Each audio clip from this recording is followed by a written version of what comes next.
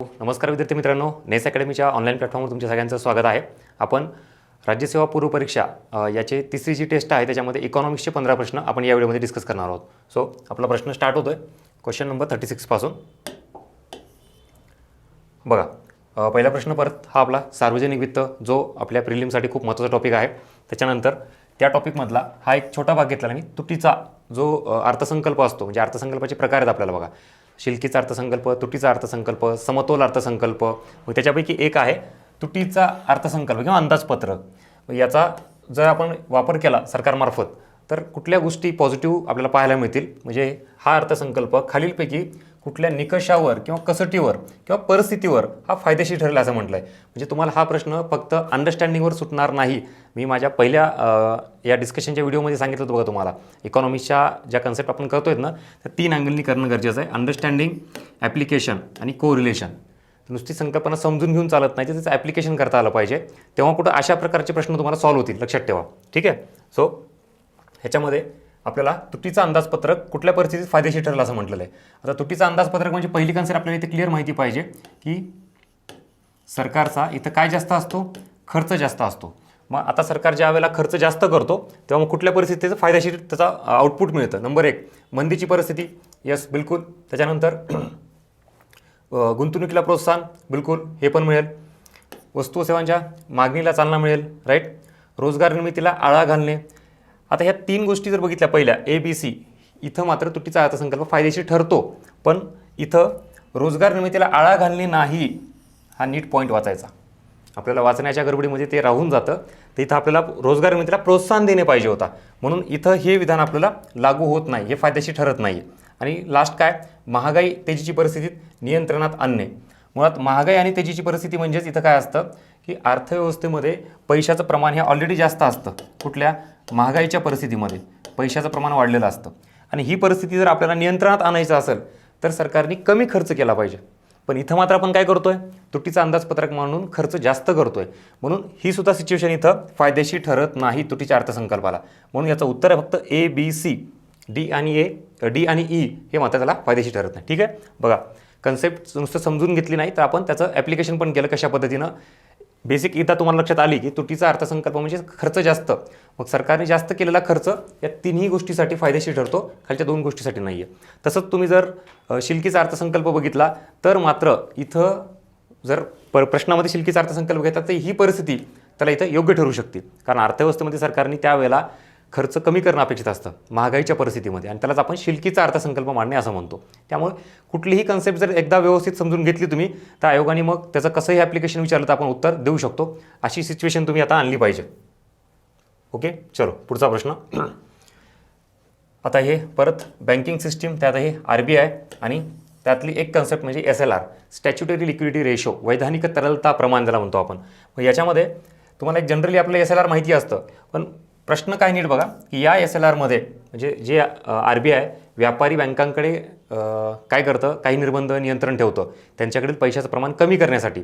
मग त्याच्यासाठी वेगवेगळे साधन आहेत RBIचे, त्याला आपण संख्यात्मक गुणात्मक साधनं म्हणतो. मग त्यात एक काय आहे CRR, SLR, त्यानंतर repo rate, reverse repo rate. त्यापैकी एक SLR म्हणजे स्टॅच्युटरी लिक्विडिटी रेशो. हे काय असतं, RBI व्यापारी बँकांना स्वतःकडेच काही रक्कम बाजूला काढून ठेवायला बंधनकारक करते. आणि मग ती स्वतःकडे बाजूला काढून ठेवली रक्कम म्हणजे SLR. त्याच्यामागे प्रमुख उद्देश काय असतो, प्राथमिक उद्देश असं विचारलेलं आहे.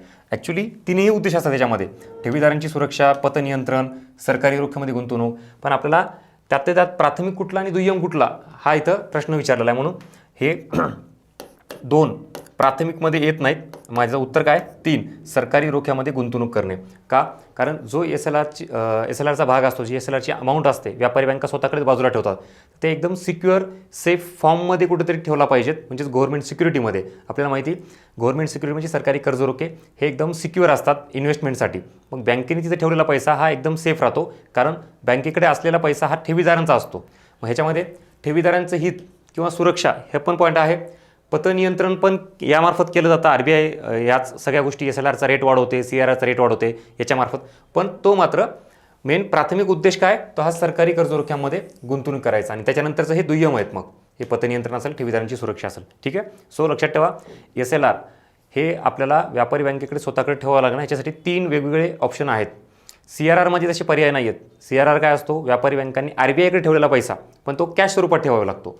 मग SLRमध्ये 3 कुठले फॉर्म आहेत, एक म्हणजे कॅश स्वरूपात, त्याच्यानंतर सोनं त्याच्या स्वरूपात, आणि तिसरं आहे गव्हर्नमेंट सिक्युरिटी. आणि तेच आपण इथं बघतो, त्याचा प्राथमिक उद्देश हा आहे. ठीक आहे, चलो नेक्स्ट. आता दारिद्र्यावर प्रश्न आहे, आणि त्याचे पुन्हा सापेक्ष दारिद्र्य, निरपेक्ष दारिद्र्य या आयोगाने भरपूर वेळा या कन्सेप्टवर प्रश्न रिपीट केलेले आहेत. इथे एक परत तुम्हाला एक वेगळा अँगल दिला आहे मी, म्हणजे सापेक्ष दारिद्र्य ज्यांना माहिती असून फक्त चालणार नाही, तरीही त्यांना अजून काय या बाकीच्या कन्सेप्ट माहिती पाहिजे आणि त्याच्यासोबत त्याची लिंक लावली पाहिजे. त्याला आपण इंटरलिंकिंग म्हणतो बघा. मग अशा स्वरूपाचे प्रश्न तुम्हाला येणं गरजेचे आहेत. मग गिनी इंडेक्स काय आहे, लॉरेंज वक्ररेषा काय आहे, सेन निर्देशांक काय आहे, शीरगणती प्रमाण ज्याला आपण HCR म्हणतो, हेड काउंट रेशो काय आहे. आणि मग या सगळ्या कन्सेप्ट जर कळाल्या, तुम्हाला सरळ सरळ कळतं की या संकल्पनेमध्ये दारिद्र्याचं मोजमाप ज्या वेळेला केलं जातं तेव्हा तुलना पद्धतीनं केलं जातं का, म्हणजे गरीब श्रीमंतातील दरी, उत्पन्न पातळी विचारात घेऊन केलं जातं का निरपेक्ष असा एक कुठंतरी ठराविक निकष ठरवला जातो आणि त्याच्यानुसार मोजलं जातं. या अशा गोष्टीवर तुम्ही डिसाईड करू शकता की याच्यामध्ये बघा, सापेक्ष दारिद्र्य मोजमाप करण्यासंबंधित पुढीलपैकी कुठला पर्याय हा चुकीचा आहे. म्हणजे ह्याच्यामध्ये सापेक्ष दारिद्र्याबाबतचे सगळे पॉईंट्स आहेत, पण एक मात्र कुठला तरी चुकीचा आहे. मग गिनी इंडेक्स किंवा लॉरेंज वक्ररेषा आपण सरळ सरळ म्हणतो, आर्थिक विषमता ही त्याच्यात मोजली जाते, तुलना करून जाते, सापेक्ष दारिद्र्य आहे. इथं तुम्हाला सापेक्ष दारिद्र्याची परत कन्सेप्ट काय हे आधी माहिती पाहिजे. ज्या वेळेला आपण देशातील दारिद्र्याचं प्रमाण मोजतो, राहणीमानाची तुलना, उत्पन्न पातळीची तुलना करून दारिद्र्य मोजतो, तेव्हा आपण सापेक्ष दारिद्र्य म्हणतो. ह्याची एक्झॅक्टली अपोजिट निरपेक्ष दारिद्र्य काय, कुठलीही तुलना न करता किमान जीवनावश्यक मूलभूत गरजांचा एक गट केला जातो आणि तेवढ्या जीवनावश्यक गरजा पूर्ण करण्यासाठी एखाद्या व्यक्तीला किमान किती खर्च लागतो त्याला आपण उपभोग खर्च म्हणतो. याच्यानुसार निरपेक्ष दारिद्र्य काढलं जातं. राईट. सो आता इथं बघितलं तर ह्या तिन्ही गोष्टी तुलनात्मक पद्धतीनं दारिद्र्याच्या आहेत मोजण्याच्या, म्हणून ह्या सापेक्ष दारिद्र्याच्या आहेत. पण प्रश्न काय आहे इथं, ह्याच्याबाबत कुठला चुकीचा आहे, तर मग चुकीचा कुठला, तर हा शीरगणती प्रमाण HCR, हेड काउंट रेशो. कारण हे उदाहरण कशाचं आहे, हे निरपेक्ष दारिद्र्याचं आहे. ह्याच्यामध्ये सरळ सरळ बघा, आपण दारिद्र्य रेषा डिसाईड करतो, पॉवर्टी लाईन ठरवतो, आणि मग दारिद्र्य रेषेच्या वर असणारे APL, दारिद्र्य रेषेमध्ये असणारे BPL, बिलो पॉवर्टी लाईन म्हणतो आपण. आणि त्याच्यानुसार मग आपण लोकसंख्या काढतो की दारिद्र्यात किती लोकसंख्या आहे.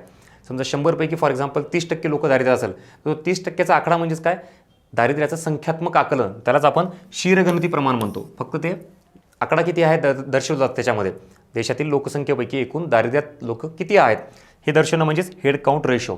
आणि इथं कुठेही तुलना केली जात नाही, फक्त किमान निकष ठरवले जातात, त्याला आपण दारिद्र्य रेषा म्हणतो, आणि त्याच्या अंतर्गत हा आकडा काढला जातो. ठीक आहे. सो हे तिन्ही उत्तर आहेत सापेक्षचे, आणि याचं चुकीचं आहे ते शीरगणती, ते आहे निरपेक्षचं. पुढं आता खालीपैकी कोणती भांडवली जमा ही सरकारवरती देणी किंवा कर्ज निर्माण करत नाही हा शब्द लक्षात ठेवा.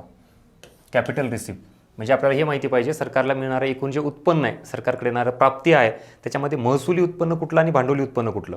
मग इथं आपल्याला काय विचारलं आहे की सरकारला मिळणारं भांडवली उत्पन्न, भांडवली जमा, याच्यापैकी असा कुठला उत्पन्नाचा भाग आहे जे सरकारवर कर्ज निर्माण करत नाही. मग बघा, ही सुद्धा म्हणजे ह्याच्यात सगळंच भांडवली उत्पन्नच आहे. हे सरकारवर कर्ज निर्माण करतं, हे सुद्धा सरकारवर कर्ज निर्माण करतं, त्याच्यानंतर हा सुद्धा घटक सरकारवर कर्ज निर्माण करतो, कारण हे सरकारला परत द्यायचा असतो पैसा, जो यामार्फत पैसा येतो ना, हे परकीय कर्ज, देशांतर्गत कर्ज किंवा सार्वजनिक जे प्रतिभूती आहेत, गव्हर्नमेंट सिक्युरिटीज आहेत, याच्यामार्फत उभं केलेला पैसा सुद्धा सरकारला परत द्यावा लागतो. पण निर्गुंतवणुकीची जी रक्कम आहे ना, ही भांडवली जमाच आहे, पण ही मात्र सरकारला परत करायची नसते. डिसइन्व्हेस्टमेंट म्हणतो बघा आपण, प्रायव्हेटायझेशन. सरकारने सरकारच्या काही कंपन्यांमधून शेअर्सची विक्री केली, त्यातून सरकारला जे काही रेव्हेन्यू मिळाला, तर त्याच्यामार्फत मात्र सरकारला पुन्हा तो परत करायचा नसतो. म्हणून ही जरी भांडवली जमा असेल तर ही मात्र सरकारला लायबिलिटी निर्माण करत नाही. कुठली, ही रक्कम. Is that clear? लक्षात ठेवा. याच बाबतीत महसुली उत्पन्नाचा जर आपण विचार केला तर महसुली उत्पन्नामध्ये तर कुठलीच रक्कम ही सरकारला लायबिलिटी निर्माण करत नाही, कारण जो काही तिथून पैसा येतो, कर उत्पन्न किंवा करेत्तर उत्पन्न असतो बघा महसुलीमधून, तर तो पूर्णतः सरकारच्या मालकीचा असतो, सरकारला परत करायचा नसतो. भांडवली उत्पन्नामध्ये हाच डिफरन्स आहे की आपल्याला भांडवली उत्पन्नामध्ये जी काही कर्ज रक्कम येते ती भविष्यात पुन्हा परत करायची असते, म्हणून इथं सरकारला लायबिलिटी निर्माण होते, देणी निर्माण होते भांडवली उत्पन्नामधून. नेक्स्ट, अर्थव्यवस्थेतील चलनवाढ महागाई नियंत्रित करण्यासाठी 2020मध्ये इराण या देशाने नवीन चलन प्रस्तुत केलं. आता हे थोडा करंट टच आहे. आपल्याला माहिती आहे खूप मोठ्या प्रमाणात जर महागाई निर्माण झाली, बेसुमार महागाई, तर अर्थव्यवस्थेवर खूप मोठा परिणाम होतो. आणि मग या करंटच्या इव्हेंटमध्ये इराण किंवा अजून 2-3 देश आहेत तसे खूप मोठ्या प्रमाणात महागाईला सामोरे जाऊ लागले. मग इराणनी काय केलं, जे त्याचं रियाल अगोदरचं हे होतं, करन्सी होती, चलन होतं, तर ते पूर्णतः त्यांनी बाजूला केलं आणि नवीन प्रस्तुत केलं. तर इथं तुम्हाला बघा नावं दिलेत, ओमान, इराणी, तेहरान. आता ज्यांना माहीत नाही, जे विद्यार्थी गेस करतात की ठीक आहे आपण हा प्रश्न सॉल्व्ह करूयात, बघू याच्यापैकी हे उत्तर असेल, अशा कुठल्याही भानगडीत पडायचं नाही. लक्षात ठेवा याचं उत्तर आहे यापैकी नाही आणि त्याचं उत्तर आहे तोमान. हे त्याचं चलन आहे जे नवीन त्यांनी प्रस्तुत केलेलं आहे. हा प्रश्न फ्रेम करण्याच्या मागचा एकतर करंट टच तुम्हाला थोडंफार असला पाहिजे आणि दुसरी गोष्ट की आहे त्या ऑप्शनमध्ये जर माहिती असेल तर उत्तर द्या, otherwise literally let it be, skip करा हा क्वेश्चन. पण गेस लावून असे जर तुम्हाला जवळपास 5 जरी प्रश्न वाटले की मला येता येते त्यांना आपण चुकीचं ठरतोय, विचार करा आपण किती निगेटिव्हमध्ये खाली येतोय. त्यामुळं असे प्रश्न येत असतील तर सॉल्व्ह करा डायरेक्टली, नाहीतर सोडून द्या. पुढं सेज, स्पेशल इकॉनॉमिक झोन याच्याबाबतचा हेतू उद्देश संदर्भात खालीलपैकी कोणते विधान अचूक नाही. हे अशा काही गोष्टी आल्या की लगेच पुढे लिहायचं. अचूक नाही म्हणजेच काय निवडायचं आपल्याला, चुकीची निवडायचं सेजबाबत. स्पेशल इकॉनॉमिक झोन मग त्याच्यामध्ये बघा पायाभूत सुविधांचा विकास घडवून आणणे, बरोबर आहे. आत्मनिर्भरतेला प्रोत्साहन देणे, यस. परकीय चलन याचा विनिमय दर स्थिर ठेवणे, हे त्याचं काही काम नाही आहे. देशात उद्योग सुरू करण्यासाठी प्रक्रिया सुलभ करणे, हे आहे. म्हणजे याचं फक्त चुकीचं उत्तर सी आहे. बघा सेज म्हणजे स्पेशल इकॉनॉमिक झोन एकासाठी आहे, देशांतर्गत इन्व्हेस्टमेंट वाढली पाहिजे, परकीय इन्व्हेस्टमेंट पण आली पाहिजे, पायाभूत सुविधांचा दर्जा सुधारला पाहिजे आणि जास्तीत जास्त तिथं इंडस्ट्री सेक्टर जर डेव्हलप झाली, इन्व्हेस्टमेंट आली तर रोजगार निर्मिती होऊन बेरोजगारी कमी होईल आणि राष्ट्रीय उत्पन्नसुद्धा इथं वाढीला मदत होईल. हे सगळे उद्देश कशाचे आहेत, स्पेशल इकॉनॉमिक झोनचे आहेत. मग इथे तुम्हाला काही मेन्शन केलेले आहेत. याच्यामुळे काय होईल, जर देशांतर्गत इन्व्हेस्टमेंट वाढली, औद्योगिकरण वाढलं तर प्रोडक्शन वाढेल. मग आपल्याला बऱ्याच वस्तू ज्या आपण आयात करतो त्या करायची गरज राहणार नाही आणि म्हणून तर मग आपण काय होईल, सेल्फ डिपेंडंट होऊन जाईल, आत्मनिर्भर इथं आपल्याला व्हायला मदत होईल, बरोबर. आणि मग याचं हे मात्र काम सेजमार्फत नाही तर RBI किंवा सरकार याच्यामार्फत हे विनिमय दर स्थिर ठेवण्याचं काम केलं जातं आणि आंतरराष्ट्रीय स्तरावर IMF याबाबत हे काम करतं. जे काही एक्सचेंज रेट आहे ना त्याच्यावर नियंत्रण ठेवण्याचं काम, हे लक्षात ठेवा. नेक्स्ट, खालीपैकी कुठल्या जे आंतरराष्ट्रीय संस्था आहेत किंवा जे करार आहेत याचा भारत संस्थापक सदस्य देश आहे. आता आपण आंतरराष्ट्रीय संघटना तर भरपूर करतो, बरोबर, त्याच्या डिटेल इन्फॉर्मेशन काढतो, पण एक छोटा असा काहीतरी बेसिक मुद्दा राहून जातो आणि मग आपण तिथं विचार करून हे प्रश्न कन्फ्यूज करून चुकून घेतो. बघा WTO असेल, गॅट असेल किंवा IBRD. आता IBRD म्हणजेच कोण, वर्ल्ड बँक, ठीक आहे. आणि ब्रिक्स या चारही संस्था ज्या वेळेला स्थापन झाल्या तर त्या चारही संस्थेमध्ये भारत हा संस्थापक सदस्य होता, हे लक्षात ठेवा. ठीक आहे, सरळ सरळ साधा प्रश्न आहे. मग आपल्याला माहिती वर्ल्ड ट्रेड ऑर्गनायझेशनच्याच अगोदर कुठला करार असा होता, गॅट करार. हा 1947ला अस्तित्वात आला. गॅटचंच रूपांतर पुन्हा 95ला कधी झालं, 95ला कशात झालं, WTOमध्ये. आणि पुन्हा IBRD ह्याची स्थापना 1945ला, 1944ला ब्रेटन वूड परिषद झाली होती बघा. त्या परिषदेअंतर्गत IBRD आणि IMF या दोन संस्थेची स्थापना झालेली आहे. IBRD म्हणजे international bank for reconstruction and development, त्याला आपण वर्ल्ड बँक म्हणतो. आणि पुढे मग अजून त्याच्या संस्था आहेत, त्याला वर्ल्ड बँक ग्रुप म्हणतो आपण, ठीक आहे. सो अशा पद्धतीने. आणि ही 2001मध्ये ब्रिक्स, आपल्याला माहिती ब्राझील, रशिया, इंडिया, चायना आणि साऊथ आफ्रिका या देशांची म्हणून ब्रिक्स ही संस्था. आणि या सगळ्या संस्थेचा भारत हा संस्थापक सदस्य आहे. पुढं वित्त आयोग.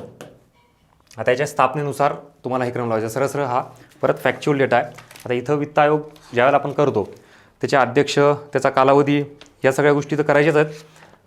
त्यासोबत असा काही प्रश्न आला स्थापनेनुसार क्रम लावा, कुठला आधी कुठला नंतर, मग आपल्याला इयर माहिती पाहिजे त्याचे. बघा ह्याच्यामध्ये महावीर त्यागी हे आहे 1968,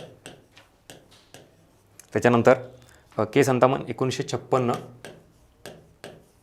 त्याच्यानंतर इथं 1964 आणि 1960. आता ऑब्वियसली पहिल्यांदा हे येणार B, त्याच्यानंतर इथं D, पुन्हा C आणि शेवटी A. मग ह्याच्या स्थापनेनुसार आपण हे क्रम लावतो आहे. तर लक्षात ठेवा आपल्याला कुठलाही टॉपिक करताना जेवढ्या वेगवेगळ्या अँगलनी त्याच्याकडे बघता येईल, तो टॉपिक करता येईल तेवढा केलेला बेटर राहील इथंच या टेस्टमध्येच. म्हणून आपण तुमच्या समोर आणतो आहे, ठीक आहे. आधीचे काही कन्सेप्च्युअल प्रश्न झाले त्या टॉपिकचे आणि काही इथं पुढे तुम्हाला सरळ सरळ फॅक्च्युअल प्रश्न, हे आपल्याला माहितीच पाहिजे. नेक्स्ट, पुढे शाश्वत विकास याच्यावर हा प्रश्न आणि त्यात आहे MDG, मिलेनियम डेव्हलपमेंट गोल. आता इथं प्रश्न हे करताना बरेच जण कन्फ्यूज झाले असतील की जर आपण हे पर्याय बघितले तर सगळेच योग्य वाटतात आणि ह्याच्याबद्दला कुठला हे करायचा, डिलीट करायचा. बरं, पर्याय असेच आहेत की हे चारच आहेत आणि याच्यातूनच निवडायचं तुम्हाला. असं नाही की अ ब क ब क अ क ड, मग तरी आपण केलं असतं. आता याच्यामध्ये जर बघितलं ना तर हे 1, 2 आणि 3 हे MDG आहेत आणि हे सुद्धा शाश्वत विकास ध्येयाच्याच एकाचा भाग आहे, शाश्वत विकास कन्सेप्टचाच. पण हा मात्र MDGचा नाही आहे, तो कशाचा आहे, तो SDGचा आहे. पण आपण काय करतो की वाचण्यात दोन्ही असल्यामुळं ओळखीचे वाटतात सगळे. मग याच्यात असं पर्टिक्युलरली स्पेसिफिक बायफर्गेशन तुम्हाला जर करता आलं तर आपण तिथं मात्र असे प्रश्न टॅकल करू शकतो. ठीक आहे, त्यामुळं बी केअरफुल. MDG SDG आपण ढोबळमानाने नुसतं करून जाणं अपेक्षित नाही आहे. तर त्याच्यामध्ये कुठले असे गोल्स आहेत जे दोन्ही कॉमन आहेत आणि कुठले असे गोल आहेत जे MDGमध्ये नाही, फक्त SDGमध्येच आहेत. एवढं सेग्रिगेशन, वर्गीकरण हे तुम्ही आत्ता करा. म्हणजे इतरांपेक्षा आपण एक पाऊल पुढे राहण्याचं कारण हे असं असतं, असे प्रश्न आले की फक्त आपण टॅकल करू शकतो. ओके, बाकीच्यांना मग तिथं डायरेक्ट आयोगामध्ये डेमो मिळतो, तो आपल्याला नको आहे. त्यासाठी डायरेक्टली 1-1.5 वर्षाची सजा भोगावं लागते, मग पुढची प्रिलिम येते. ओके, नेक्स्ट बघा. खालीपैकी कुठली अशी योजना आहे की राष्ट्रीय वृद्धांसाठीच्या पेन्शन योजनेचा कोणताही लाभ घेत नसलेल्या किंवा BPL रेषेखाली असलेल्या वृद्धांना प्रतिमाह 10 किलो अन्नधान्य मिळतं. याच्यामध्ये अन्नपूर्णा योजना ही आहे, एप्रिल 2000 साली सुरू झाली होती.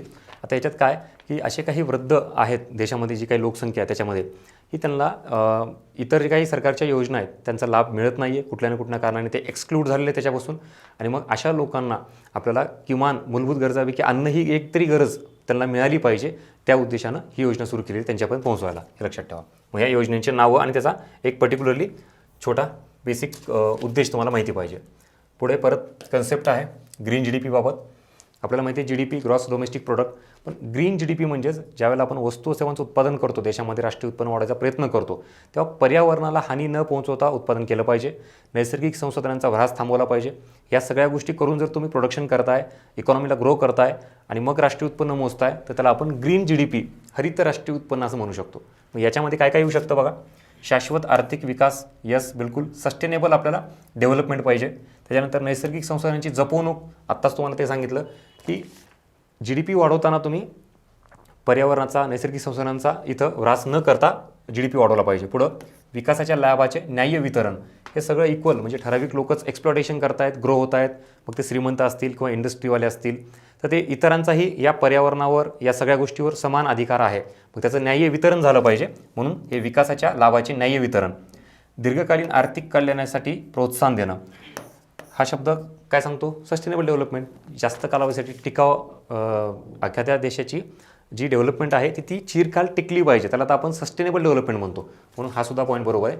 याचं उत्तर आहे 4 ही बरोबर वरचे. ठीक आहे, नेक्स्ट.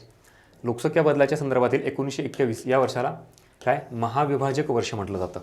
आता याच्यात हे तिन्ही याचं उत्तर आहे, बरोबर आहे. हे जे कारणं आपण दिलेत ते लक्षात ठेवा. 1911च्या अगोदरचा जो कालावधी बघितला ना, तर तिथंही आपली लोकसंख्या ही प्लसमध्येच होती किंवा ग्रोथ होत होती, वाढत होती. आणि 1921च्या नंतरही ही आपली लोकसंख्या काय ग्रोथ होत होती, वाढतच होती.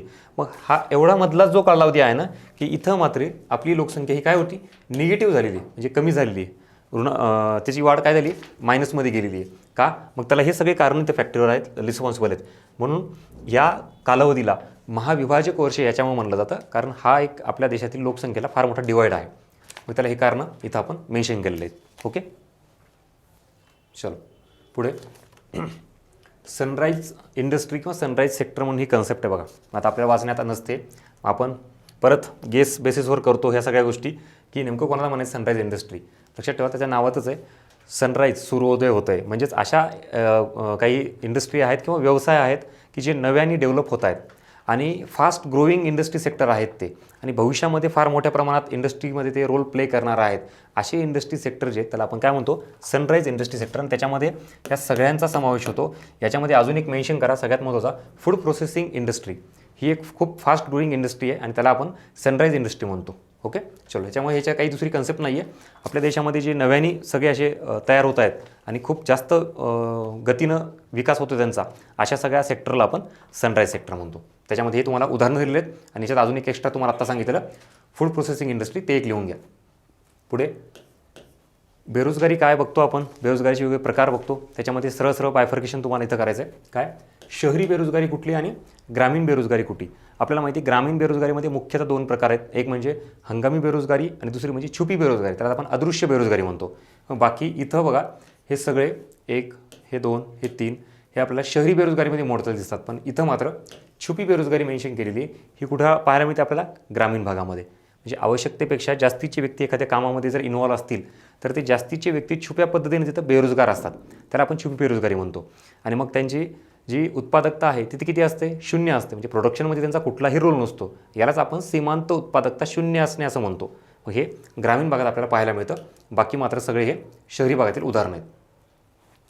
पुढं 2021मध्ये रिझर्व्ह बँकेने खालीलपैकी कुठल्या कालावधीमध्ये वित्तीय साक्षरता फायनान्शियल लिटरसी वीक म्हणून सादर केलेला आहे. आता याच्यामध्ये एक सरळ तुम्हाला उद्देश त्याच्या नावातच आहे बघा, फायनान्शियल लिटरसी. आपल्याला काय करायचं आहे? देशामध्ये आर्थिक साक्षरता ही निर्माण करायची आहे. बँकिंग सर्व्हिसेसबाबत अवेअरनेस लोकांना हा झाला पाहिजे. आणि मग RBIनं हे जेव्हा सुरू केलं तेव्हा प्रत्येक वर्षी काही ना काही एक पर्टिक्युलरली थीम असती, पर्टिक्युलरली कुठलं तरी सेक्टर टार्गेट केलेलं असतं आणि त्याच्यामध्ये अवेअरनेस आपल्या पूर्ण देशातील लोकसंख्येमध्ये पर्टिक्युलरली ग्रामीण भागामध्ये हे अवेअरनेस निर्माण व्हावा, बँकिंग सिस्टीम त्यांना कळावी, जास्तीत जास्त ते फायनान्शियल इन्क्लुजनमध्ये ते यायला पाहिजेत. अशा पद्धतीनं हा सगळा इथं फेब्रुवारी 8 ते 12 दरम्यान हा त्यांनी साजरा केलेला आहे RBIने. हे लक्षात ठेवा. फायनान्शियल लिटरसी म्हणजे देशातील बँकिंग सर्व्हिसबाबत अवेअरनेस निर्माण करणे देशातील लोकसंख्येमध्ये. परत जे मागच्या पहिल्या व्हिडिओमध्ये एक सांगितलं होतं, रिमाइंड करून देतो आहे, इम्प्रूव्हमेंटला खूप चान्स असतो. बघा किती प्रश्न चुकत आहेत, कन्सेप्च्युअल चुकत आहेत की फॅक्च्युअल चुकत आहेत, फाइंड आउट करा आणि त्याच्यावर काम करा. बाकी काही डाऊट असेल तर ऑब्व्हियसली तुम्ही कॉन्टॅक्ट करू शकता. आपल्या ऑफिसच्या नंबरला आहे तिथं किंवा नेसच्या ऑफिसला या आणि याच्यात आपण इम्प्रूव्हमेंटला काही असेल तर तिथे सुधारणा करूया. ठीक आहे, चलो. सो भेटूया पुढच्या डिस्कशनमध्ये.